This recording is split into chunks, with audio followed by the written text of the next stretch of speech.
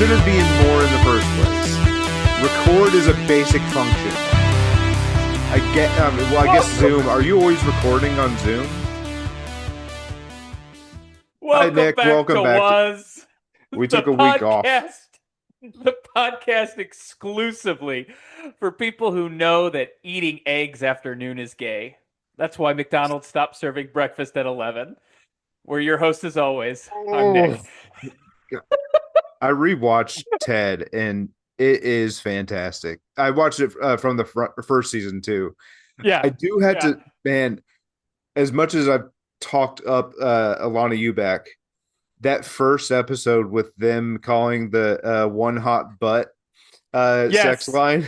I Yes. love the like superintendent who comes in to investigate whenever he's interrogating them. Yes. It's just such a perfect scene. It And is. There's a then lot of those tyes of scenes in that show though. Like he throws a chair perfectly against the wall. perfectly encapsulated scenes.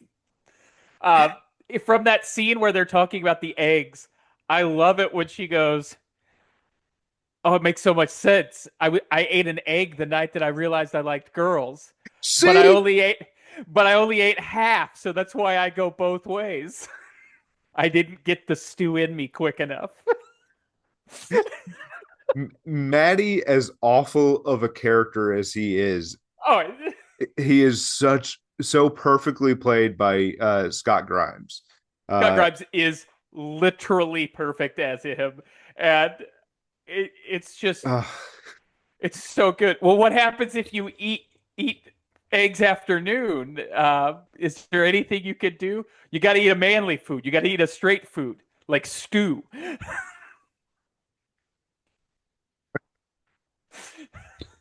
Quick, Ted, use your loot. See if you can charm him. God, it's I love that show so I, much. I. So after we talked about Ted the last time, which was probably like a month ago now, I went back and I watched the episode where they're watching the girly flicks, Yes, it's and Scott Grimes is so perfect in his execution of just losing it. a man learning feeling feelings for the first Felix, time in his first life. time. Yes. Ugh, It's I hate how much they focus on no no the second season, like that second episode, he's so obsessed with that one person having their own like septic tank, Yes. and it's such a specific obsession Yeah, that it becomes a, a misunderstanding about having an affair. yes. But it's so perfectly executed and so stupid. It's It's so the stupid. dumbest, but so good. Uh, Yeah. Ted, I I'm sad that we're only getting 2 seasons of it, is all I will say. I'm very I'm sad as well. exceptionally sad about it. Drew, so good to see you. So Well, glad to be back. yes, I missed a few weeks due to Disney, which, by the way, going to Disney World without your children as just two adults highly celebrating a recommend. milestone, 10 out of 10, definitely recommend. Uh, What was the you get to milestone? eat whatever you get. 17th anniversary. You get to Nice. eat whatever food you want instead of having to find the place that has chicken nuggets or chicken strips and mac and cheese. You get to ride the rides when you want to, and you don't have to trade off riding the rides because one of your kids doesn't want to go it. Uh, you could stop and go to the bathroom at normal times as opposed to every bathroom you come to. It's delightful. It really is. You don't have to scream at your children telling them, "No, we're not going to buy something from every store we come upon," because Disney does a few things really well. The thing that they do the best is capitalism. Uh, I mean, technically, it is its own government yeah. where you So, were. but yeah, Disney without kids, 10 out of 10. I gotta say, Nick, as a person who has only been to Disney as a child with his two parents, uh, I don't. I don't know if I've ever told you this story, but my dad yelling at me to smile at Epcot. Nick, have you ever known me to be like a strong smiler? Like, am I just ever? No, no, you're not a. I don't have a face for There's no smiling. there's It's no effortless smile from you, Drew. Every time there's a smile on your face, there's thought behind it. I legitimately I have practiced in the shower Sure, trying to find that's a my normal smile. thing. I don't have a face for smiling. My face isn't made for it. Face I for podcast. thank you. Um, but I've made a conscious effort because I'm trying to be like more happy. Like I've Sure, always been kind of like a low like happiness level person. Um, sure, but I'm making efforts, and but sure. man, when I was a little kid at Disney for the first, it didn't matter. I was at the happiest place on earth, and I could not. I was just standing there with my two sisters to take a picture in front of the big Epcot ball, and my dad starts yelling at me. Uh, and admittedly, I understand why. He wants his kid to be smiling in pictures at Disney. Sure. But I just not. I wasn't a smiler. I tried. I'm making efforts now. It's all right. Epcot's really more of an adult theme park than it is anything else anyway. I was like 13 or 14, so legitimately the worst I mean, age to take a kid. there's a couple of decent, pretty good rides. Guardians of the Galaxies at Epcot. Uh, This is there's like a few things there. 2003 though. So yeah, so Guardians wasn't there obviously, but like the reason you go to Epcot is to gorge yourself on expensive food and drink booze from around the world. And that's not really a kid thing. Ah. Oh, I But still had fun. I still had fun there. yeah, yeah. From a watching standpoint, as I told you, I watched F1 for the like sixth Nick, what time in else the did last you six watch? months. Nick, what else did you watch? Obsession. Oh no, I was gonna or what were you planning on watching after coming home from Disney? You texted me about it. Oh shit. The Avatar movies, Nick. Oh yes, I did. I did watch those actually. What'd you Um, think? so backstory: we're at Disney and we hit rope drop at Animal Kingdom, and we immediately go to Pandora. Because for Animal Kingdom, like the rides that you want to go on are there. There's two. There's two Avatar rides, and they are fucking fantastic. One of them is an immersive 3D where you're riding on the back of one of the I can't remember the animals' I can't names. remember them either. The flying dragon looking thing. Yeah, Uh, and it's gorgeous and it's beautiful and it's like I said, that it's soundtrack immersive is and fun. that's and I was like, you know what? I'm gonna give it another try. So I have in the last 2.5 ish weeks, almost 3 weeks, I have watched the Avatar movies that are at my disposal. Uh, I have a new appreciation for the beauty of the movies, but I That's all still I'm don't looking care. for. But I still don't care about them. Have I said anything about the story? I don't No, give a I'm just saying the beauty of the movies was something that was evident even more so after that ride for some reason, and I don't know why. I don't know why I didn't. Um, I guess understand it a little better yeah. beforehand, but they're gorgeous movies. They truly are. They're just not. For you. They're not for me. Yeah, which is okay. Yeah. Which is okay. I've always said that. I mean I can't I was probably very opinionated. I'm still very opinionated, but like I was probably more of an asshole earlier like in my life, but I like if I don't judge anybody for liking anything anymore or if they don't like what I like. We're all different. But So I I'm gotta happy you ask. watched them though. Yeah, I gotta ask what did you watch? Because I know you watched a series of movies that are near and dear to my heart, at least. Very much so. And you know what? I ended up liking them more than I would have probably when I was a little bit like dumber. Uh and I watched the Indiana Jones movies. And I, as a kid, I never watched past Temple of Doom. I never watched The Last Crusade. Whenever Kingdom of the Crystal Skull came out, I didn't watch that. I didn't watch Dial of Destiny because I was like, why would I just jump in now?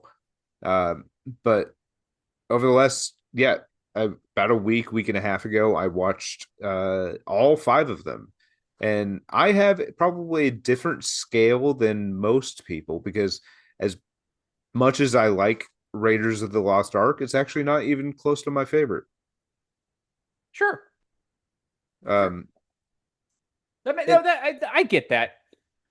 and I can recognize that it is a phenomenal movie, and it's like I'd still give it like 4.5 stars out of five.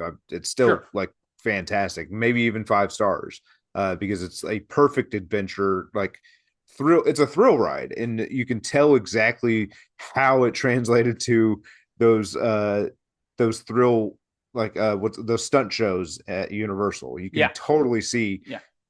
how that fits perfectly with that. Um, but Temple of Doom is still my favorite. It's obviously out of the two that I had seen, I really always enjoyed that one, and I still enjoy it, even though Kate Temple Capshaw of is yeah. so annoying, but she's supposed to be annoying. She's supposed to be, yes. She's not Temple supposed to of be there. yeah, Temple of Doom as an Well, none of them adult are supposed to be there. grew on me. Yeah. Like, um, it was always kind of the redheaded stepchild when I was growing up, Hmm. but as an adult, I appreciate it much more. And I can see that they took more of a risk with Temple of Doom Hmm. than they did with the other two, like prime Indiana Jones movies, pre Crystal Skull and Dial of Destiny. Like, it was by far the most out there of the three originals. Yeah, Uh, and it's definitely the darkest as well, it really uh, is. for sure. Child slavery, Yeah, sacrificing human beings. Um, literally pulling organs out of bodies. yeah. The monkey brain scene still gives me I get I why know it it's just like would. a one off, but it's like Yeah. and the bugs get me every time when they're reaching in to pull the lever. Like, Whenever he's calling her to actually pull the lever and everything, yeah, it's just like it's pure comedy. It's like it probably yes, it wasn't. is. It was at the time. It was probably more horror, but you can actually see how funny it is that he's just so angry at her. We're going to die. But it's so like he's it's. I see more Harrison Ford as like kind of like what Nathan Drake is in the Uncharted. He's very funny. He's in these dark situations, but Indy himself is usually pretty funny.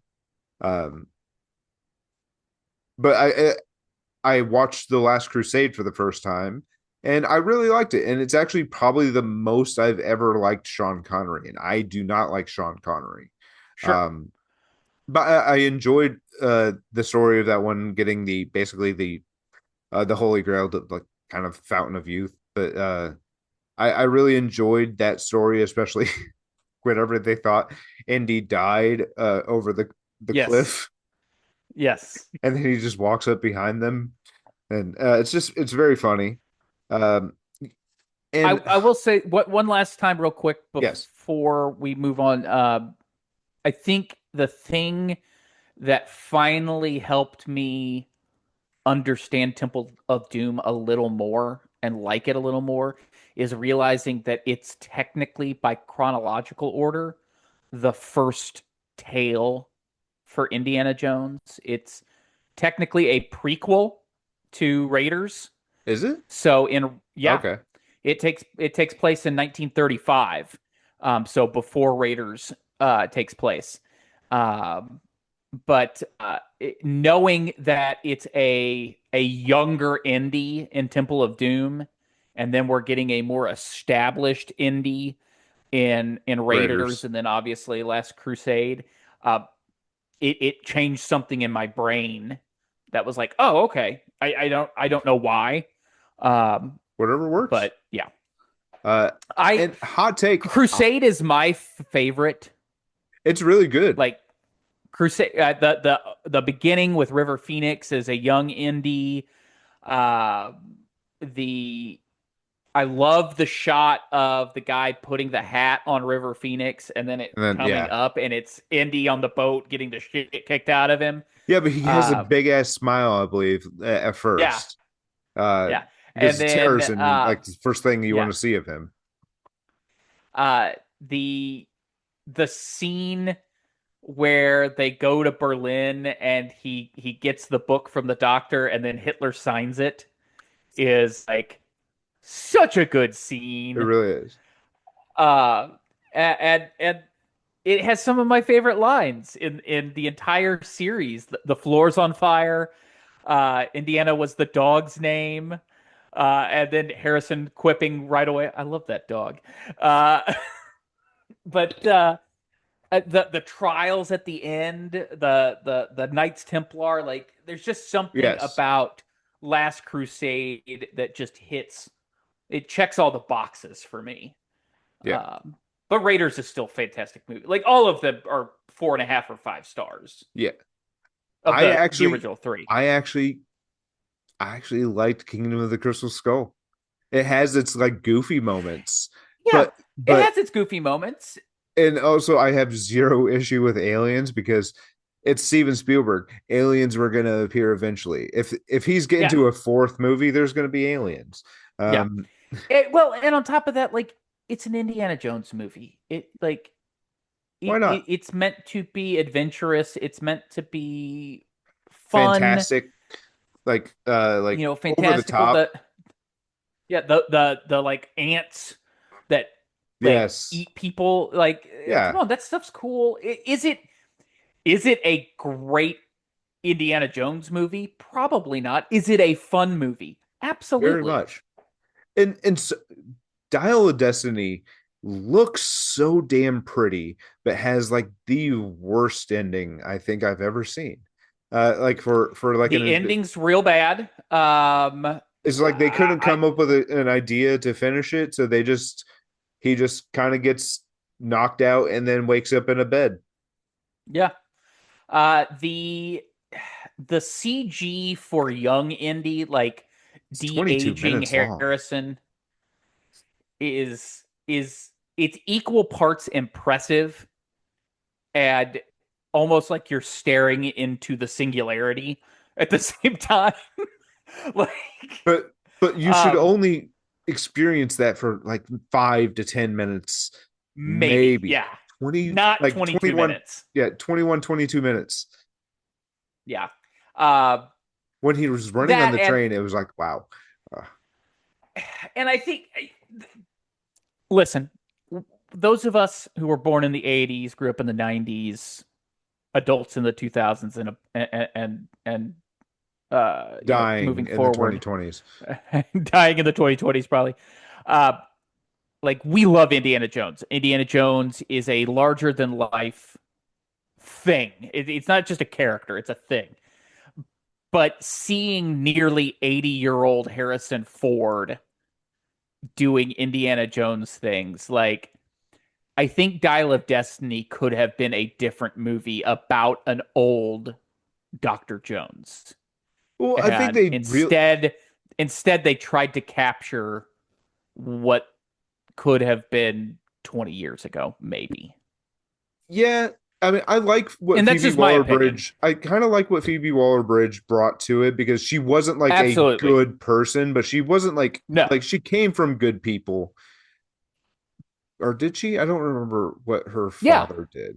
Uh, Her father was Indy's partner, yeah, uh, trying to get the dial. but yeah, not necessarily like good, but has the morals of like she knows what good morals are. And I like Phoebe Waller-Bridge. I thought she has that kind of like upbeat attitude that works in an adventure movie like this. Sure.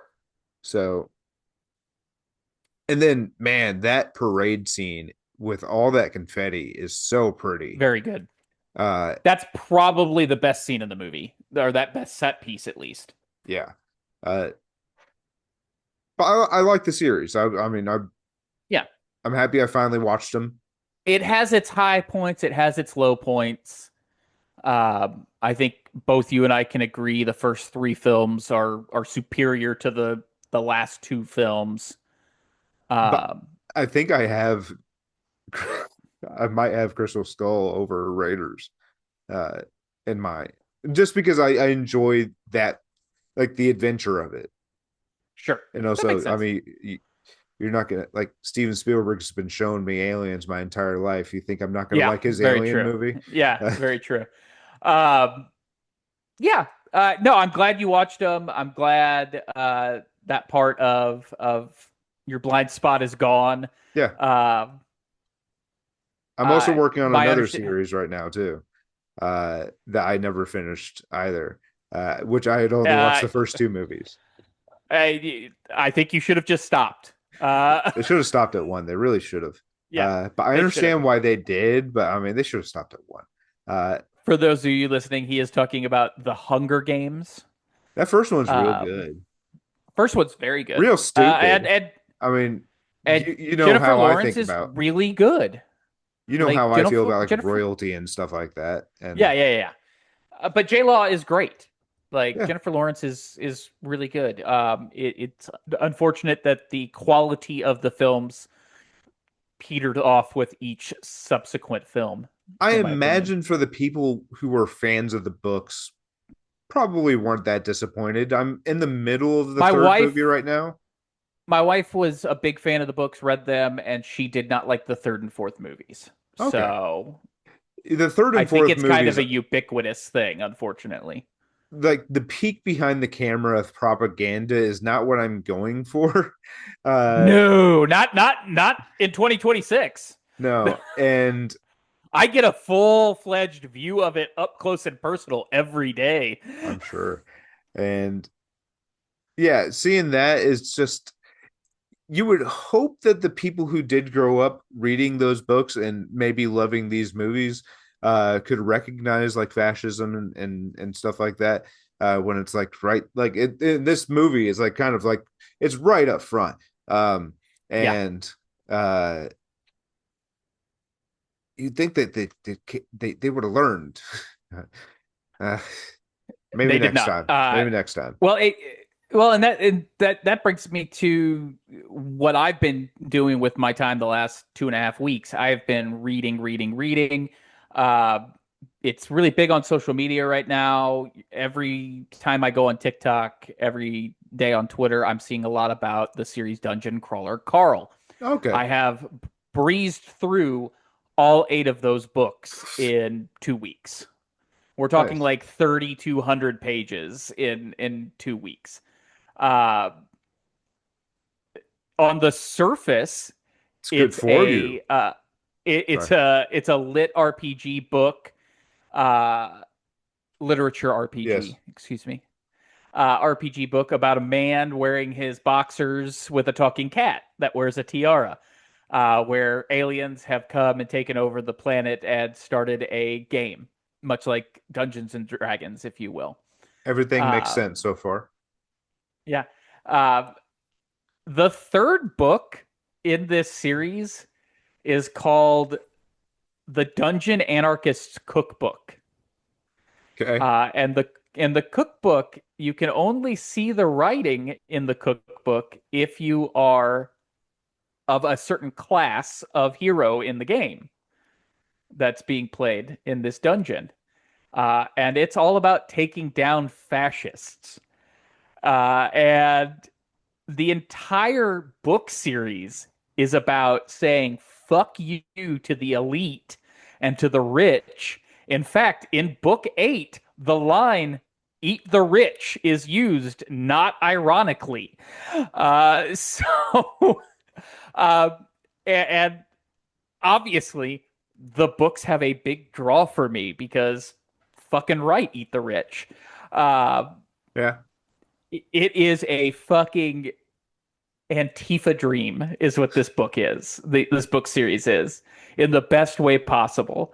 And it's kind of And has the I perfect mask to it too, because you're like It the does. name Dungeon Dungeon Crawler Crawler Carl. Carl, you're not really thinking anti-fascism, No.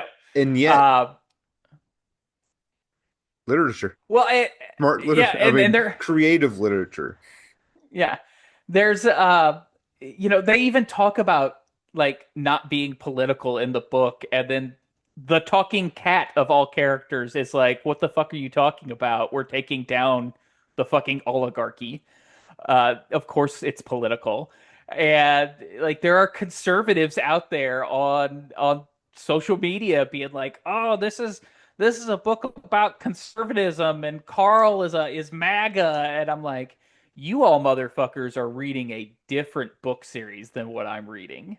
Yeah. Uh, Well, because like, I think maybe they can't recognize it because depending maybe depending on what actual news source you're getting, maybe it's enough of a like even more of a mask than we think, because maybe it works on their perspective, because their stuff isn't like verified. It's not what's it called, sourced or anything. It's just talking points. yeah, uh so maybe there's enough creative, and also maybe they're just not that smart. that's what I was gonna say, but you beat me to it. Yeah. Uh, what I will say though is throughout the entirety of reading those books, I could not put them down. Uh, like I read them at Disney when we weren't at the parks, just sat on my balcony looking at the giraffe that was hanging out next to our balcony, reading freaking Dungeon Crawler Carl in Did you Orlando. did you tell it I Um, said hi? I did. I Cool, did. It thanks. said it said fuck you. Okay, I totally It was a understand. very, very rude giraffe. Totally understand. Uh, uh, I've learned that from most of the giraffes I've met, yeah, yes. except for the one in But no, Wonka. That one was nice. yeah, that one was nice. Yeah. I mean, it was Uh, being milked by Timothy Chalamet, which was it super was awkward. super awkward. But they were singing, I, they were singing in it, yeah. so everything felt right. For some reason, when you were talking about Timothy Chalamet milking a giraffe, the Legitimately only one of my thing, favorite songs of this, yeah, this the in the the movie. only thing that entered my mind was, "I have nipples, Greg. Can you Can you milk milk me? me?" You know what? uh, The next one's coming out with Ariana Grande and Skylar Gazondo, yeah, and Ben Stiller brought like guess he's present on Twitter. Was somebody was asking should they watch the Meet the Parents movies, and Ben Stiller just replied, like, quote tweeted with something along the lines of "I stand by the first two," which we all we all feel yeah, that. Yeah, yeah. So those first two are really good. You don't need to watch yeah. Little Fockers. No, you Little don't. Fockers is not good. Is it wrong that with Ariana Grande in the movie, even though this is not possible and it will not happen, I just want her to be the character from Belinda. SNL. Oh, The you know what I'm talking I about. can't think of the character's What is name it? though. What is the A character's name? twist. The A twist. twist. Andy Samberg. A twist. God, man, if you remember the beginning of that season when we had hope for the future, and Andy Samberg was what's his name? Who was he even playing? Who was Andy Samberg? Because uh Maya Rudolph was Kamala. Was he Doug Emhoff? Yes. Okay, and then Yes. Jim Gaffigan He was was Waltz. Tim Governor Walz, Waltz. Tim and we Waltz. had hope. And Yeah. Ariana Grande even said it in her monologue. Last time I hosted SNL was 2016, and the next week he won. He became president. So Yeah. let's not do that again this time. And you know what happened the next week? He We did became it president again. again. Yeah.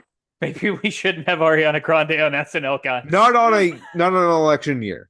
Yeah, not an Jesus election year. Christ. Um, Because she was fantastic. She was yeah, fantastic. Um, yes. Twist. a twist. Uh, all right. I think it is time to talk. We were getting more SNL digital shorts at that time too. We were. We We got were.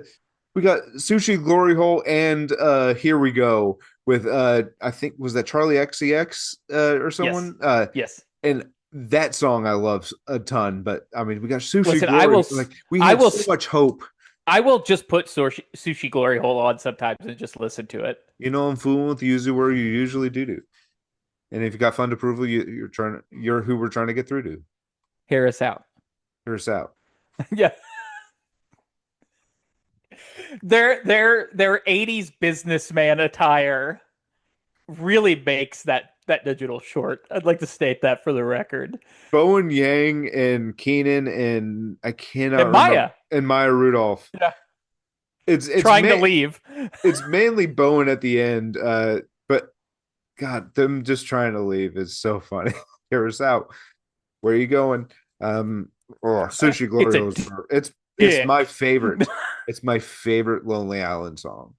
It's up there for me. I mine will always be I'm on a boat. We had a ton of fun in the 2010s We with had I'm on a boat. so much We had a fun, ton of fun on that one. but I will also say that over the years, Michael Bolton singing the Jack ballad of Sparrow. Captain Jack Sparrow has It's really great. grown on me extensively. I also love Shy Ronnie Part Two Yes. with Rihanna. It's such a good sketch. Um, Not a Lonely Island, but I it's sent it to Ronnie you. motherfucker. Yeah, I sent it Get to up back you. from the dead. Andy Samberg and Bill Hader shooting each other. Oh yeah, Hey Sister. Yeah, Hey with Sister's Shia LaBeouf, and then Kristen Wiig at the end, I think. Kristen Wiig comes in at the end. Yeah. That may With be, Dido? Is that yes, Dido? Okay. yes, that may be peak like 2000, 2010s SNL. Like Well, it I mean, may be peak. I maybe I don't feel the same way, but I no, I love it. I love it. I think if I'm saying like peak SNL during that time is honestly, I'd honestly have to say, uh, Dick in a Box, Yeah, just because it yeah, had the biggest social impact. it did. It was giant. Like I think Yeah, it got played at the Emmys. it did. I mean, it's no lazy Sunday. Number two for me. Okay, okay. All right. I think it is time that we dive Chris in. Parnell's the best Yeah, Arno. I think it's time that we dive in again. to what you and I have been wanting to talk about for weeks now, Together and at that least. together at least, and that is Obsession. Um, Yeah. I cannot overstate how huge of a movie this is at this point. Um, from week one to week two, and then week two to week three at the box office, it increased its revenue over 20% each of those weeks. It's That the is unheard of in I modern movies. I think in the fourth week it made more than I believe. It's I don't actually I cannot verify this, but I believe someone said it made more in its fourth week than Avengers Endgame did in its fourth week. Listen, it wouldn't surprise me. This movie was put on a rocket ship. Um, when you talk about a movie that was quote unquote made for X amount of money, I think Under $1 million. under $1 million, not counting the marketing budget. Well, no, that Uh, was after was the that after movie. it? Yeah, okay, the movie was technically made for $750,000. There's a whole big dispute that's going around in Hollywood right now because of the success of this movie and the people who worked on it, who only made so much money. And more recently, the one of the distributors besides uh, who is the main distributor of the movie? I I think cannot. it is it Neon. I I know Bloomhouse is part of it, but the company Capstone, who was, I believe, the primary production house that put the money into it initially, Yes. they have, with the amount of money that they have earned, they are now deciding that they are going to try and distribute that to the people who worked on the movie. Who, like it's been mentioned, like Indy Navarrete only made $20,000 on the movie. Once again, the movie was made It's for also an seven. indie It's film. an I mean, independent film. It technically was not union either, so it was not like it's not a union movie.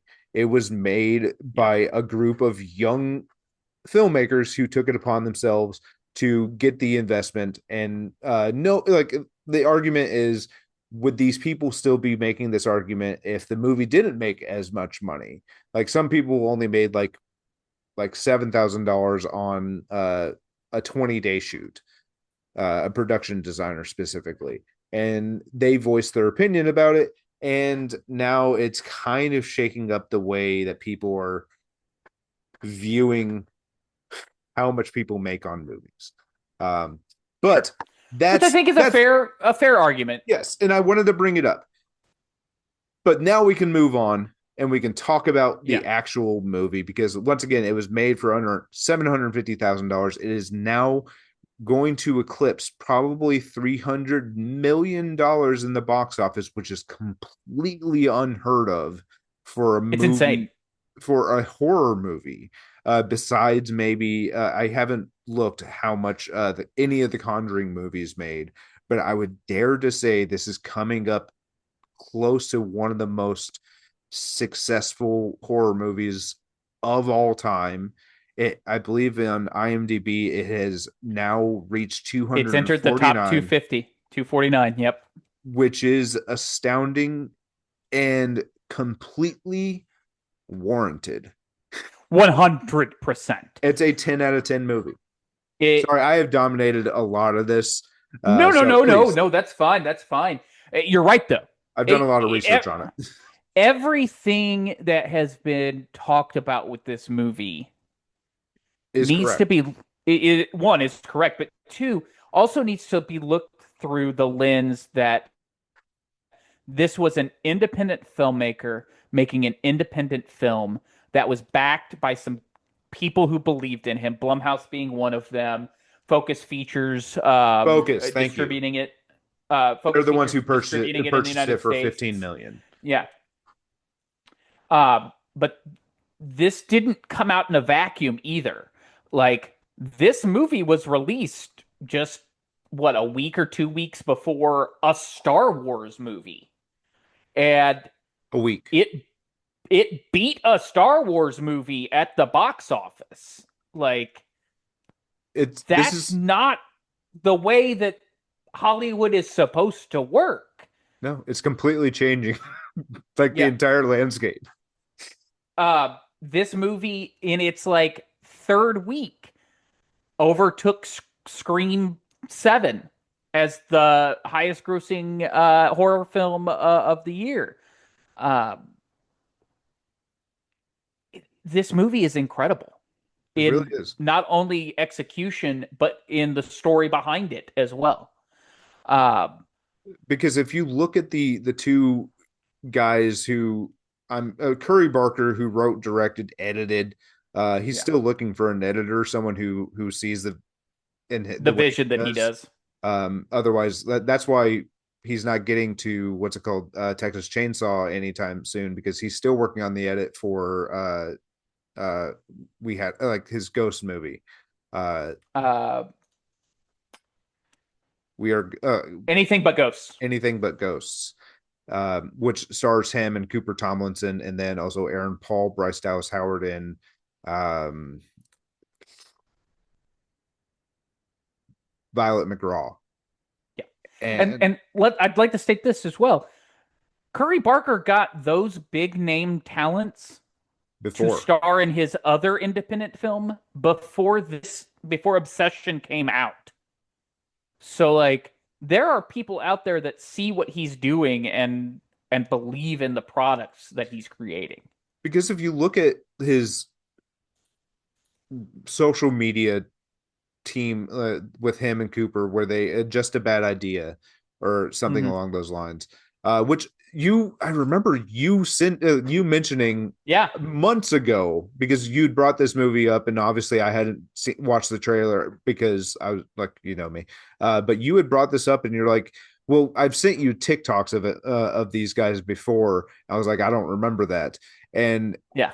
as I'm going through their history because they have like compilations.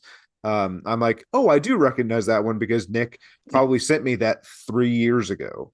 Yeah. And but the thing is, you can see the bones of the directing and Yes. writing in those, and you can like there's obviously Easter eggs for Milk and Cereal and Obsession in those sketches.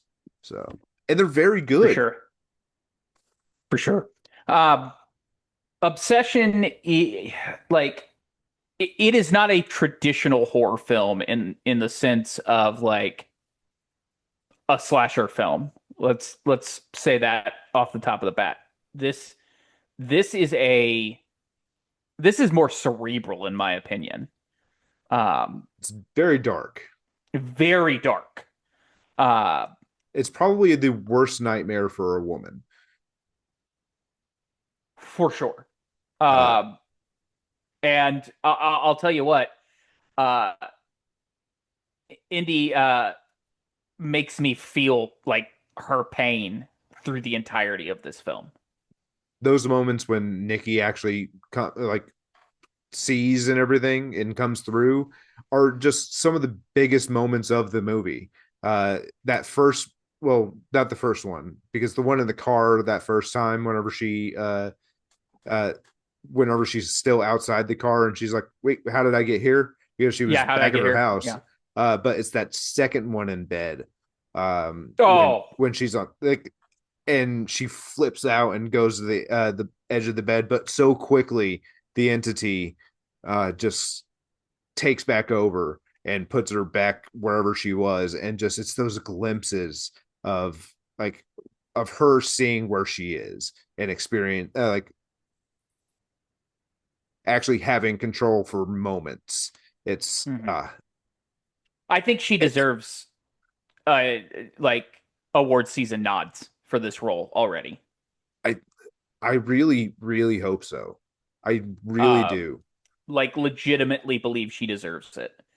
Um, And like I believe I even tweeted Curry Barker, Cooper Tomlinson, Andy Navarrete, Michael Johnston, and Megan Lawless all deserve all the opportunities that are coming to them, Absolutely. and all the And so people does who Andy work. Richter. Oh, little star Andy Richter. Uh, Yes. you know what? It's like I'm happy they got him. I believe Curry was surprised that he just said yes. But Yeah. I believe there was a friend of a friend who worked as a PA for him at one point, and they just reached out, and yeah, That the scene towards the beginning um where Nikki confides in Bear that her estranged father is dying of cancer and kisses him and then like abruptly screams and pulls back. Like from that moment on, I knew we were in for a ride. well, the entity is so manipulative because it's trying to figure out a way to love him, like get Yes. get him to love her as much as she loves him, and it's figuring out it because and it figures out what works, and Yes. like whenever the scene in the restaurant where she makes a scene, she knows that he wants to end that and will do Yes. anything to end the To end it. Yeah. interrogation of her father, whether he has cancer or not. She knows she Yeah. can't get out of it. The entity knows it can't get out of it, so it causes a scene to end the conversation. So why does it matter? Yeah. The It's uh, the the calling the customer service line also is like legit great cinema. Uh and it is a hell unto itself. Curry Barker just answering the phone like he just woke up. Yes. Yeah. Is this One Wish Willow? Yeah. It's just It was a hellish moment unto itself. it's a true dark comedy, and there was like early discussion on people upset with people who found certain scenes funny, but a lot of the scenes are so dark that they're meant to be funny. Um, the like that, I mean, specifically is one of them. I've lost my other example, but there are so many small comedy bits that are Yes. happening that it's a really really dark comedy, but it's Hell, there's I like the memification of the look that Nikki gives, the like yeah, no, yeah, that it's the the little frown. smile, the frowny smile. Yeah. Well, no, there's the one whenever he first wakes up and she's cut his hair and she just has a Yeah. book open but it's upside down. So Yes. she's not actually reading; she's impersonating reading, waiting for him. Yes. Um, but she also, once again, she knows that there's no way out of like him asking her to not do Yeah. things. So she just kind of breaks down and just like, how about this? And Yeah. it's that creepy, that first creepy smile, and It she's like, not great. it reminded me of the scene at the end of Pearl, She where she just holds the smile for like 3 minutes. Yeah. Uh, and that was one of the inspirations for the movie, for the Yeah. performance too, because I Yeah. believe Curry and her watched it together, and they're like, "Yeah, well, then, if you are going to model yourself after a really great horror performance and an uncomfortable horror performance, Mia Goth is Mia Goth absolutely, is absolutely there. Yeah. I want to talk about the One Wish Willow because I think this is an incredible idea that could be like I'm not trying to poison the well here. I don't want to, make a bunch of these just because. But I was thinking of stuff like Tales from the Crypt, an anthology like series, yeah. and you could make so many things within this universe using the One Wish Willow to tie it all together as an anthology series. You know what I would actually love out of that What's is that? you know how both of the people who worked at the store they both basically revealed that they used their wish and it worked out Use their fine. wish. Yeah. I would actually love to see the good version too with like that the girl Yeah. Yeah. because she's appeared in a bunch of their sketches. I actually saw Michael Johnson in a Just a Bad Idea sketch. Yeah. Um so and he didn't even have any lines. He was just kind of in the background. And but I would love to even just see like the good versions of it too. I would love to see her story. Uh, but Yeah. yeah, it would. I love the fact that Curry Barker was like, I never thought of a backstory. I never thought of the rules. I never really went with anything. I just that's up to you guys. You can You like don't need to though. That's the thing. Like a MacGuffin in a movie doesn't have to be fully fleshed out. no, Like and it just doesn't have to. and that's part of the brilliance of Curry is like it's something simple.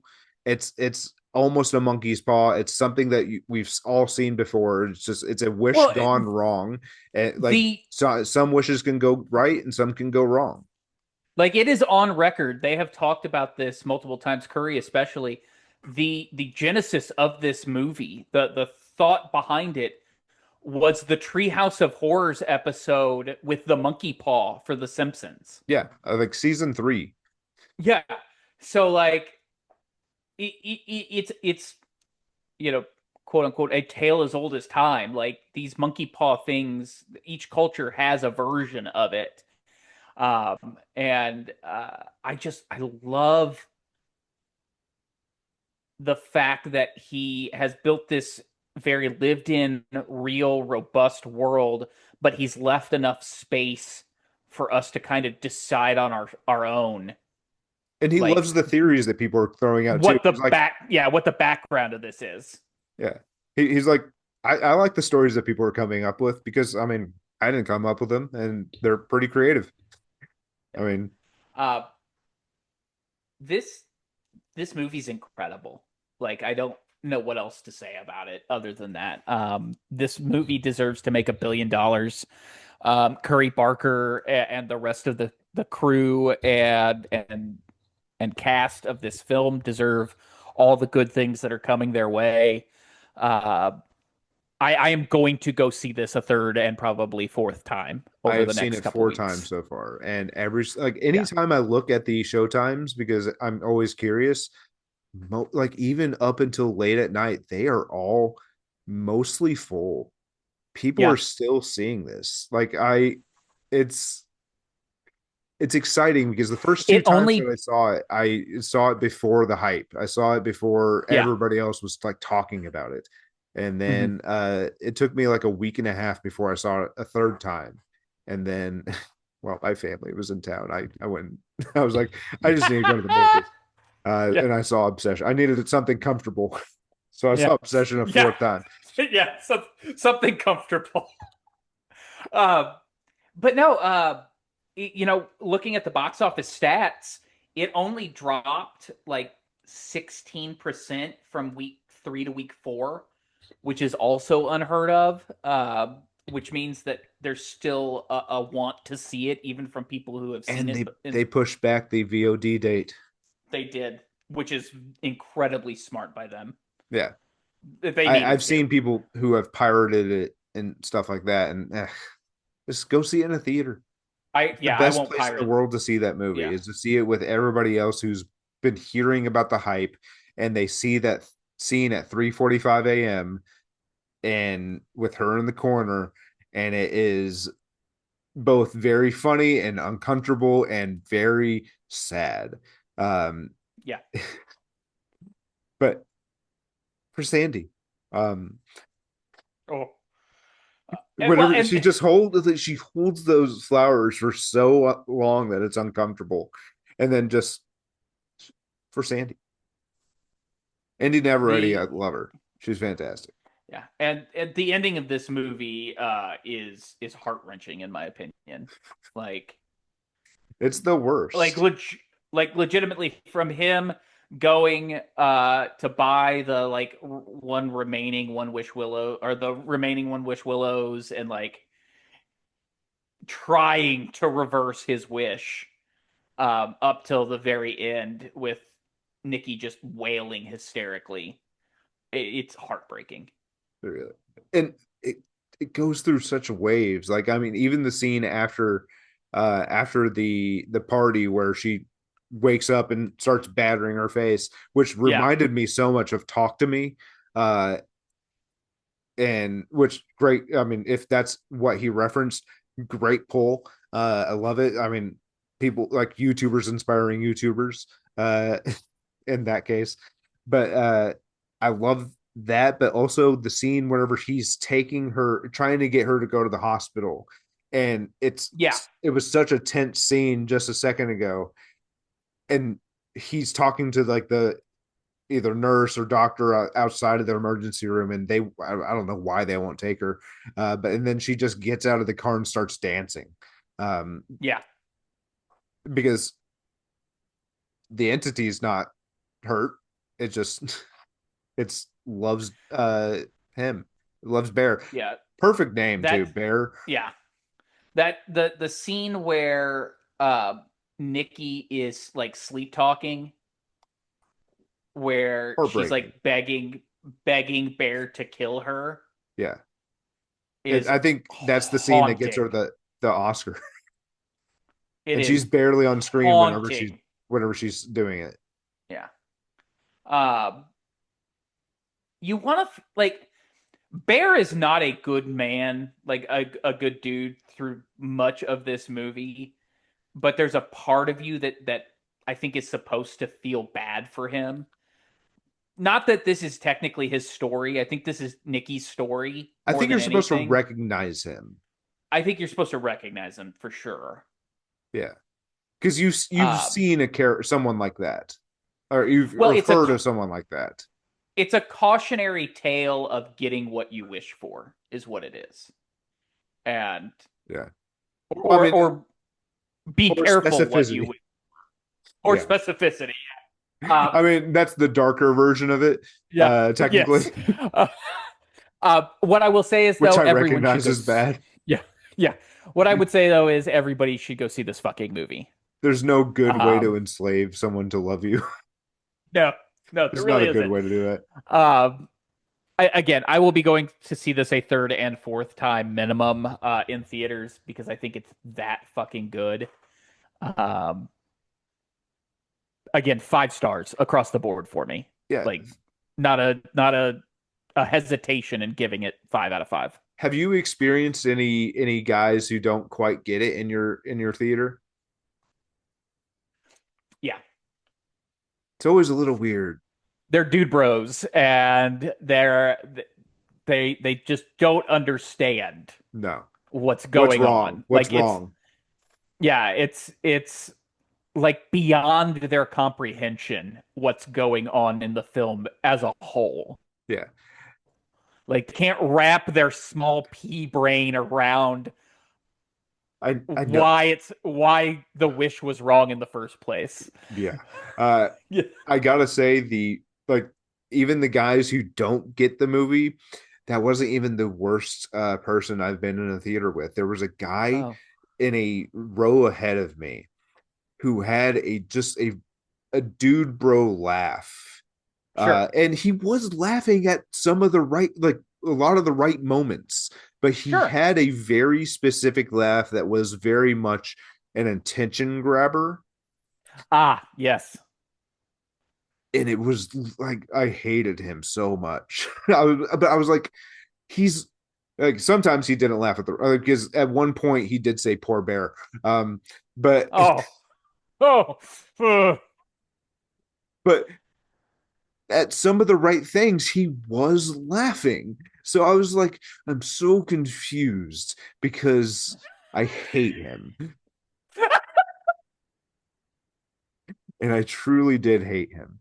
Um, Sure. Makes sense. yeah, okay. I need to let that guy know that he sucks. If you were in, I don't know which screen. I did, I don't know if did I tell you that I had tried? I went and saw a corporate retreat, and after I tried to sneak into a screening of Obsession, and it was completely full. You did. Yeah, Uh uh, which is that's awesome. That's awesome. that was like week two though. That Yes. was pretty early.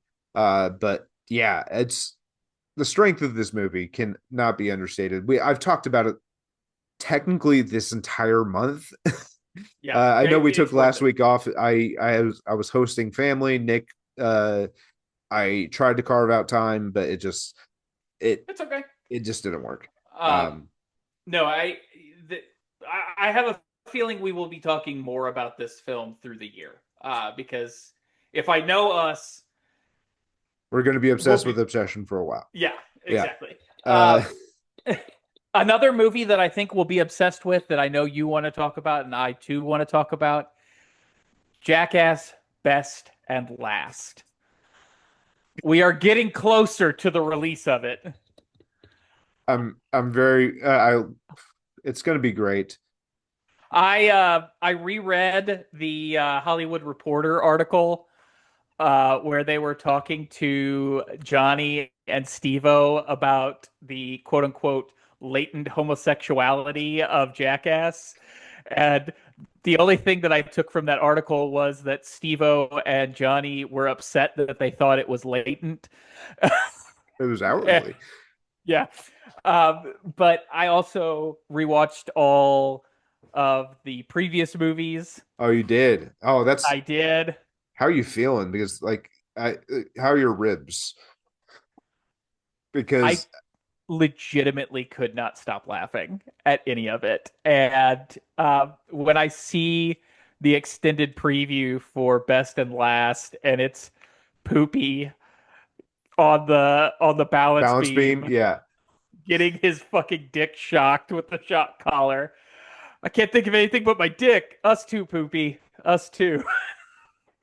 I can't even remember a specific stunt that I've seen that's from the new trailer, but I do know that they just showed up. The entire crew just showed up at which Pride Parade? Where which city was it? Because they were Bakersfield, maybe. Maybe.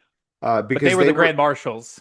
yeah, they had been banned. Jackass the production had been banned since like the early 2000s because Yes. he Johnny dressed up as a convict who was trying to like get people to file his handcuffs off. So I believe the city of Bakersfield banned the production of Jackass like 2003.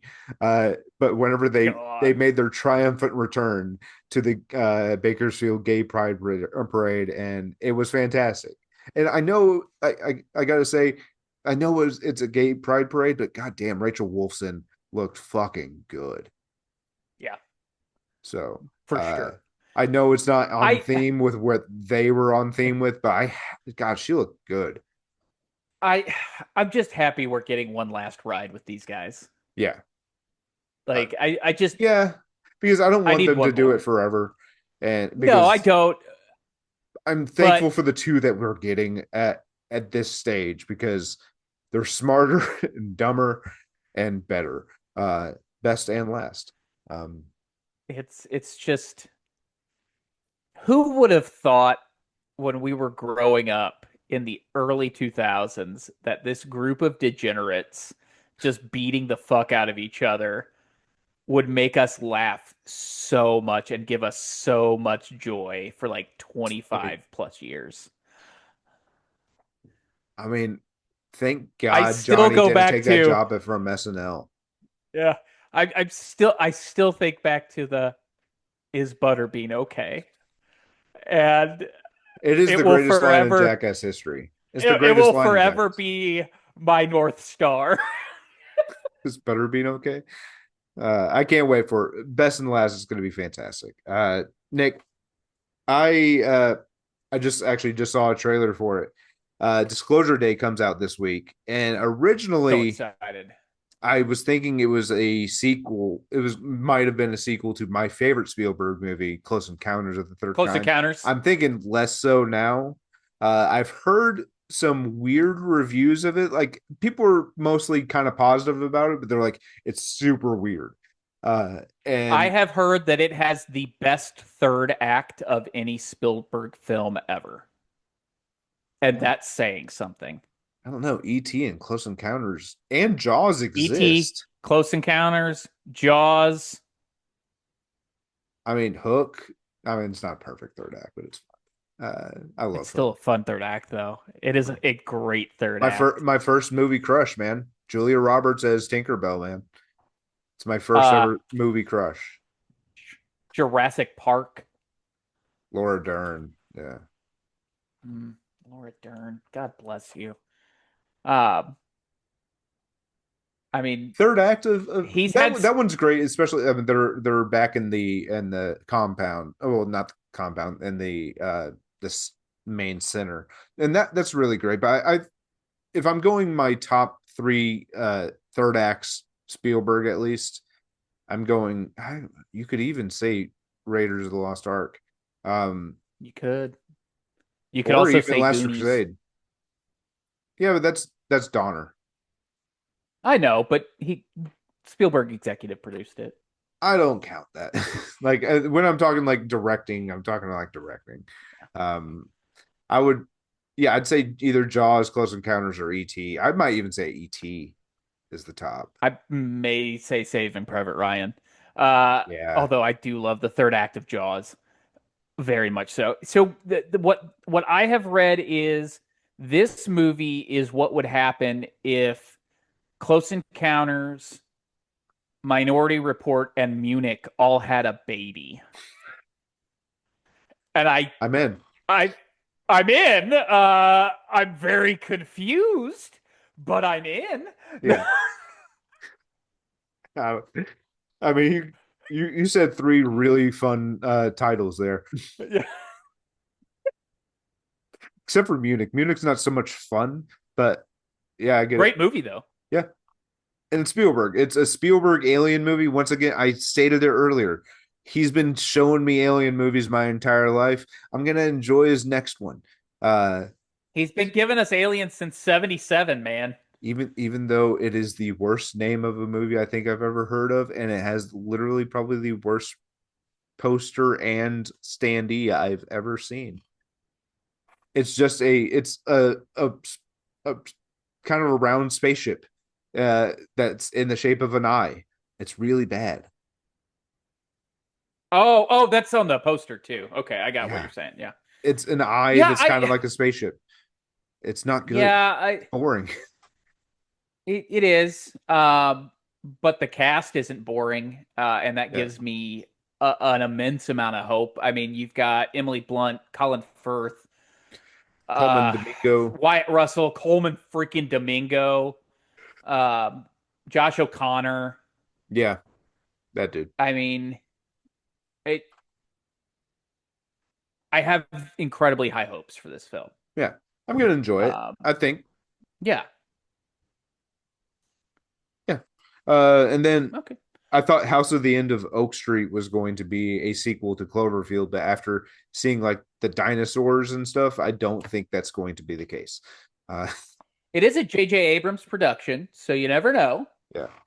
Um, But it also has Anne Hathaway and Ewan McGregor, so I'm in. Like, yeah. I yeah. also I saw Masters of the Universe. I really liked it, and it's very very funny. Is Jared it? Leto's fantastic. Oh my God. He's Skeletor, and they play the comedy and awkwardness of Skeletor perfectly. Because I mean, you don't we see are Jared only Leto 30 in it at seconds all. to Mars. Keep telling you that's not a scientific fact. That's just the name of a band. Um, it's the name of a band. It's not a scientific fact. Uh, I love it. Andy Samberg and the Lonely Island, Not Yorma, gay and if I were. I mean that was the perfect song to play on June 1st. It really was It was. because it's the I dumbest, sent that to you. Like it, as I was waking up, I was like, send to Drew. the dumbest song ever. And Pink is perfect in it too. She just Yes. hosted the Tonys, which she was fantastic. She was Uh, very good. but yeah, it's so dumb. That song is, and then it just cuts to Ringo Starr. He does know that gay marriage is legal, right? And of course, it's Ringo Starr of all people. He knows. God. Yeah, it's, uh, So good. Um, yeah, we sorry. will always. I can't. There's always a way to bring it around to the Lonely Island. There almost There always is. is. I think they've come up It's multiple always times pertinent. Yeah, it's always pertinent. because we We brought up need to Ariana talk. Grande, and somehow we Yeah, got to the Lonely yeah. Island from there.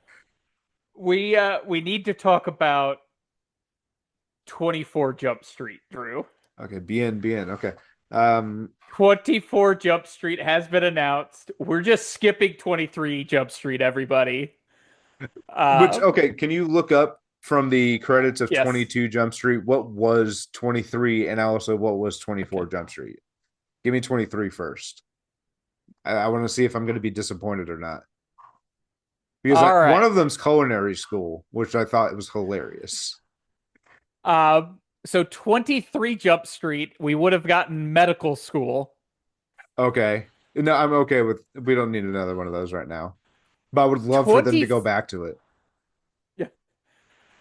24 Jump Street has both of them in Russia with the big hats on, and it's Spies foreign Like Us style. exchange foreign exchange students.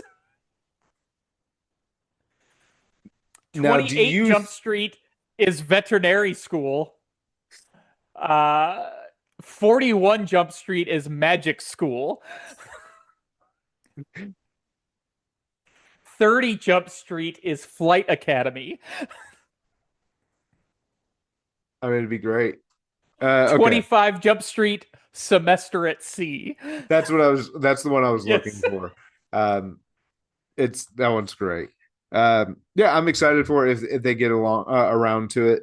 I mean, I don't need them to integrate it with Men in Black, which it was for No. some reason the plan, and I'm Yeah, I don't need happy that. it got shelved. Um, yeah, and then I did. I think I brought it up on one of my solos. I did see I Love Boosters from Boots Riley. Yeah. Super Boots Riley movie. If you've seen Sorry to Bother You, you kind of know what I'm talking about. Hypersexual in this movie as well in certain scenes. Lakeith Stanfield, really great. I bring that up just because he's kind of like the sexual part of the movie. But dude, Kiki Palmer and just like Boots Riley is basically on the screen. He's not, but it's very much a bright Boots Riley movie, and Sure. it's so fun.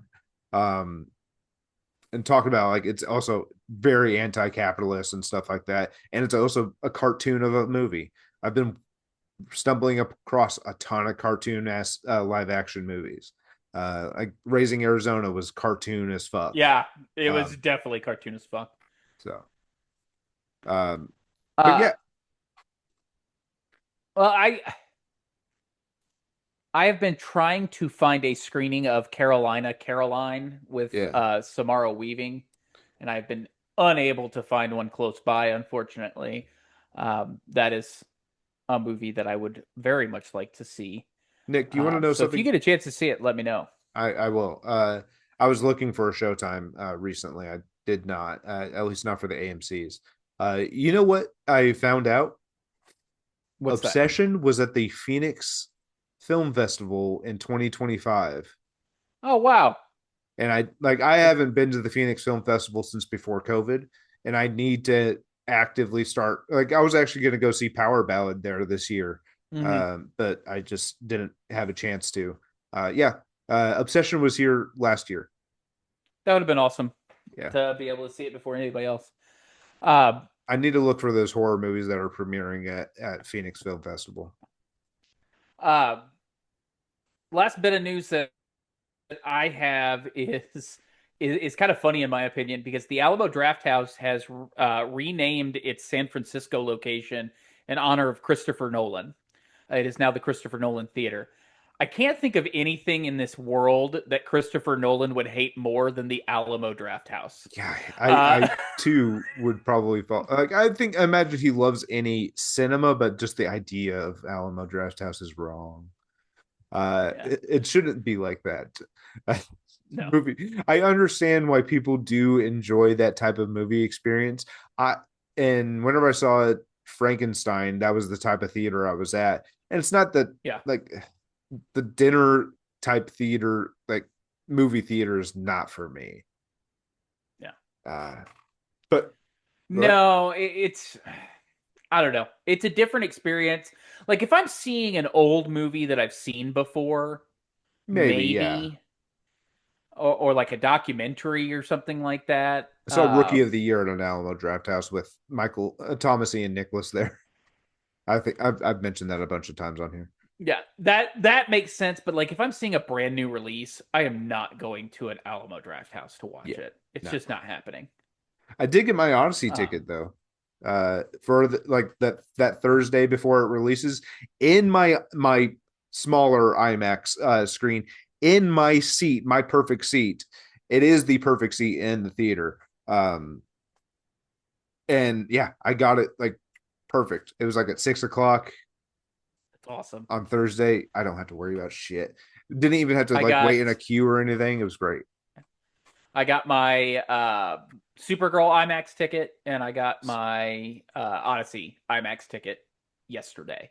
Nice. So I'll be I'll seeing Supergirl the week after it releases because I'm out of town the week that it does release, and then Odyssey I'm seeing that Friday that it releases. I will make an attempt to see the Odyssey in the 70 millimeter at the Tempe IMAX, but I know it's super difficult to get one of those tickets right now, so I'm just not worrying about it. It's the only time I've ever watched the movie Oppenheimer was in that 70 millimeter screen. I've only watched Oh, the movie once, and I debating whether or not I should ever watch that movie again or just let that be my one experience. But I do really want to rewatch it for Matt Damon. He's very good in it. He goes full I Matt mean, Damon in it. everybody's great in that fucking movie. We've gotten a couple Uh, movies the last couple years where Matt Damon goes full Matt Damon, and it's Oppenheimer and Air. yeah, he definitely goes full Matt Damon in Air. There is no ifs, ands, or buts about it. He gets to go like twice full Matt Damon in that movie. Yeah. Um, If you don't know what full Matt Damon is, I can't explain it to you. It's like I can you it's just like sex. You you don't just know know when ball. you see it. Yeah, it's true. Uh, Drew, you were saying before we got on the pod that you want to talk a little bit about Toy Story 5. Dude, I'm happy it's a Jesse Jesse centric centric story story. Yes. because she's been my favorite since two. It's mainly just the voice of Of Joan Joan Cusack. Joan Cusack. She's just had like the pulse. I get her. That's just like her type of acting is like is one of my favorites because she's Love Joan crazy. Cusack. She's like insane and will put on the biggest performance if she's called upon, and Yeah, just has that voice that just gets so loud. She's such a loud actor she's so when good. she and Jesse's just a great character, and it's like one of the few times I like Tim Allen because her and Buzz's relationship I enjoy. Yeah. The early reviews are ecstatic about it. Basically, they're saying that it is a return to form. It is as good, if not better, than Toy Story 2 and 3, is what many of the reviews are saying. Uh, it hits all the right notes, apparently. I'm very excited to see it. Not that I didn't like Toy Story 4. Toy Story 4 was It's fine. fine. Yeah, But after the emotion that was Toy Story 3, like Toy yeah. Story 4 was going to have a very difficult time It's an uphill battle. living up to that. Yeah. Yeah, But apparently, this new story is exactly what we need in 2026. And every single review I've read has been like, we're back. yeah. So I'm very excited to see it. I'm very excited, and like everybody on the cast is just like super excited that it's a Jesse story. Even like Tim Allen was like well, it makes sense because like his character's very specifically involved with Jesse, but Yeah. he's like, I love the fact that we're finally getting like a story for her, and Yeah. I'm gonna bawl my eyes out, I'm sure. Uh, Oh, I'm sure. I still ball my. I've seen Toy Story 3 a billion times, and every time they get into the fucking trash Furnace, area and they're going to the furnace, I and they openly hold each weep other's like a child. hands. Yep. It's uh heart wrenching. it's so good, and Lotso's just such a great villain. It's just that perfect Great voice. villain. Yeah. I love too.